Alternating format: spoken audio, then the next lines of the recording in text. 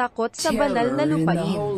Ang isang hindi na ipahayag na giyera ay nagngangalit sa pagitan ng mga Hudyo na sa wakas ay nais ang isang tinubuang bayan at utos ng Briton na nais na walang gulo sa mga Arabo. Ang mga ekstremista ay hindi umaiwas sa pagbobomba ng mga target ng sibilyan. Ang mga desperadong protesta laban sa mga awtoridad ng Britain para sa kanilang kagustuhang payagan ang mga nakaligtas sa Holocaust na pumasok sa bansa.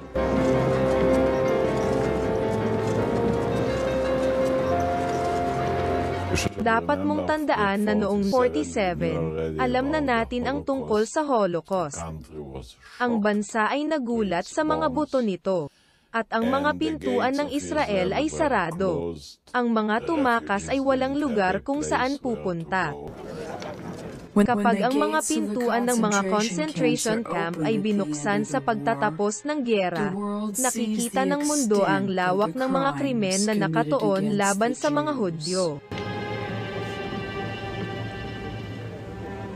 Humigit kumulang na 6 na milyong biktima sila ng Holocaust. Ilan lamang sa daan-daang libo ang nakaligtas.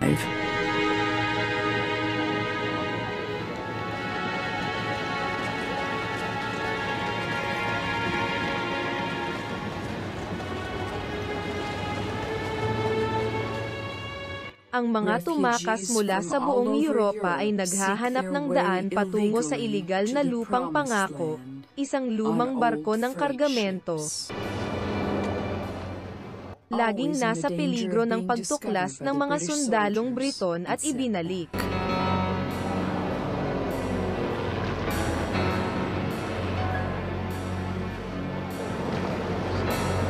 Nais ng Briton ang hangganan sa bilang ng mga imigrante, ngunit kahit na makuha ang mga ito, hindi ito makakahadlang sa kanilang paraan. Ang mga tao ay hindi nagreklamo. Hanggat alam nila na makakarating sila sa Palestine. Handa silang pumasa. Dadaanan nila ang lahat ng mga concentration camp. Nawalan sila ng kanilang mga pamilya. Nais nilang mabuhay at ipinakita lamang nila ang isang kamanghamanghang espiritu. Ang Exodus. Sa 4,500 katao na nakasakay, ang bapor ay nakadaong sa pisara ng Haifa. Ito ay isang wasak, ipinako ng mga pag-atake ng Briton. May mga namatay at nasugatan. Hinalikan ng mga takas ang pangkat ng lupang pangako, kahit na pumasok sila bilang isang bilanggo. Ang kapalaran ng Exodus at mga pasahero nito ang gumalaw sa buong mundo. Sobrang hindi makatarungan. Kailanman sa giyera, may mga patakaran hindi mo inaatake ang isang pampasaherong barko. Wala kaming baril, walang sandata. Hindi ko talaga mapapatawad iyon. Ang mga pagod na tao ay may ilang sandali lamang bago sila ay kargado sa mga barkong bilanggo at ibinalik sa Europa.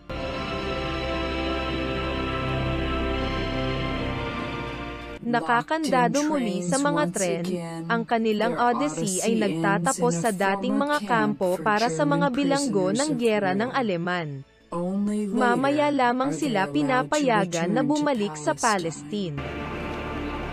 Ang Briton ay hindi mapapatawad sa kanilang ginawa. Hindi ito paraan upang kumilos. Walang katwiran ng tao para sa kung ano. Ngayon ang panig ng United Nations sa Palestine. Matatanggap ba ng mga Hudyo ang kanilang hangad para sa sariling bayan? Ang UN ay bumoto noong ika-29 ng Nobyembre, 1947. We will start it now. Afghanistan? No. Argentina?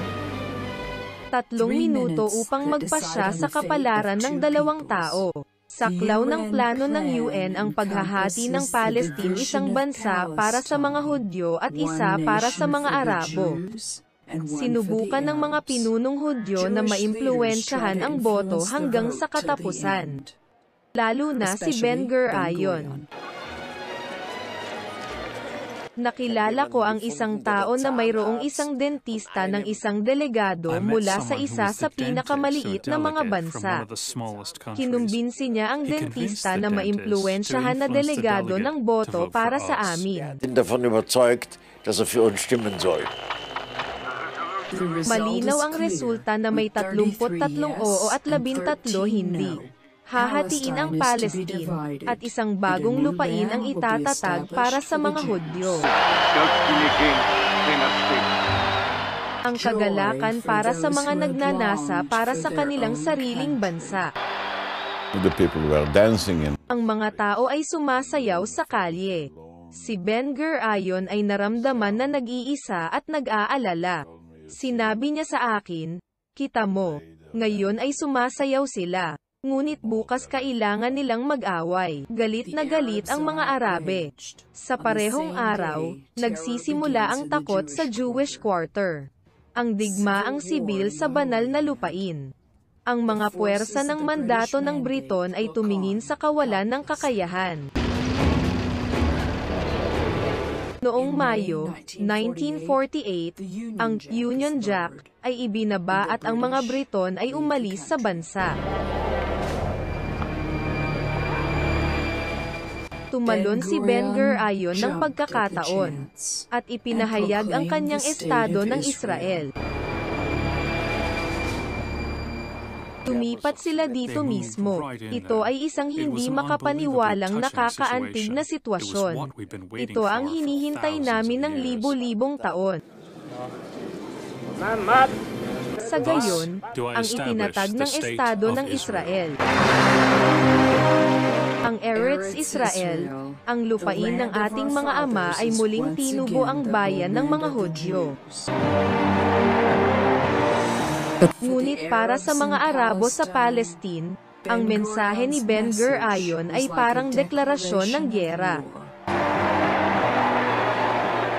Ang lahat ay nagsabi, ang araw na ideklara mo ang estado ng Israel, ay ang araw kung kailan aatakihin ka ng lahat ng mga bansang Arabo at sa loob ng ilang araw, hindi ka na magkakaroon. Isang araw pagkatapos maitatag, sinalakay ng mga bomba ang Tel Aviv.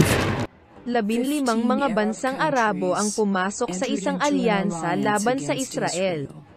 Muli, ito ay usapin ng buhay at kamatayan para sa mga Hudyo.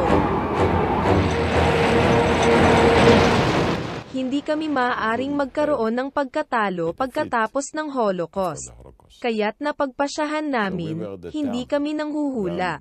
At alam naming gagawin ng lahat ang magagawa niya upang manalo sa giyera. To win the war. Ang pinakamabigat na labanan ay sa Jerusalem, ang banal na lungsod para sa parehong mga Arabo at Hudyo. Ang isang kapat ng populasyon ng mga Hudyo ay napapaligiran ng mga Arabo at nakikipaglaban para mabuhay. Ito ay talagang magiging o hindi upang maging at para sa kanila. Alam nila na kung talunan sila, ang mga Israeli ay mananatili rito. Sa huli, ang bagong estado ay matagumpay, natalo ang mga kapitbahay. Ngayon ay ibang tao ang naghahanap ng kanlungan ang mga Palestinians. Ang lugar kung saan lumipad ang aking pamilya ay ngayon ay matatagpuan na ng Nestle, ang Holiday Inn Hotel, ang universidad at isang shopping center. الهوتيل هذه كانت أراضينا. Pagpalakpak sa Jerusalem, ang batang bansa ay nagwagi sa unang laban. Nagbibigay ng proteksyon ang bagong bayan. Ngunit nagpapatuloy ang laban para sa banal na lupain.